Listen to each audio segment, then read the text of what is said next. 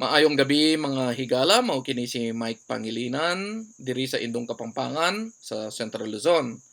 Mao kini ang akong first attempt nga mag-video sa pinulungang sinugbuhanon. Ah, Mausab ni nga proof nga kabalo kog mosulti og makasabutsod kog binisaya.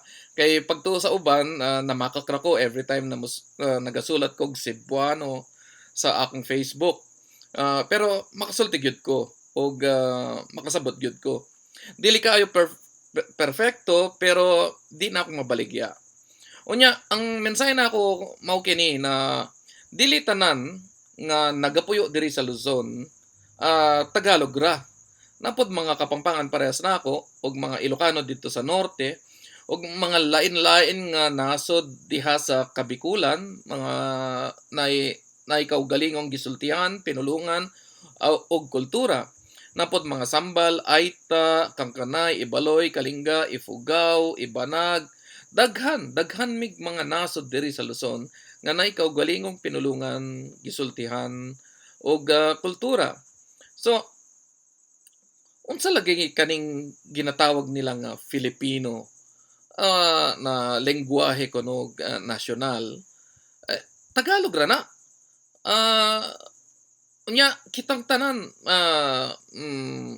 nagatuon tag in English, nagatuon tag lain-laing mga lengguwahe gikan sa gawas kanang mga Franses, Aleman ba diha og Espanyol og Ininchik, Hinapon. Maayo to, maayo na daghan tag hibaw-an nga gisultihan. Pero kinahanglan sad na natay hibaw-an nga pinulungan nga gikan sad diri sa atong lain-lain nga mga isla sa gitawag natong Pilipinas. Hmm, dili ra Tagalog ang dili ra pinulungang Tagalog ang nga gitawag nila karong Filipino. Ang maka-bridge ba sa ato na magkasinabot ta og ah, magkaila-ila ta, ah, kinahanglan makatuon gyud ta sa pinulungan sa atong mga silingan.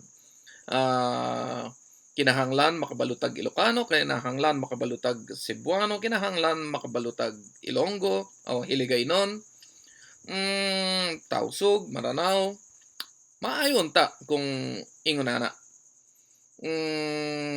So, ah, hangtod kini hangtod kini nasad na hangtod kini nara kay mao ning first attempt na ako nya kinahanglan pa ko gyud motuon og mag-practice magbinisaya kay makaulaw man mogawas na ang akong accent.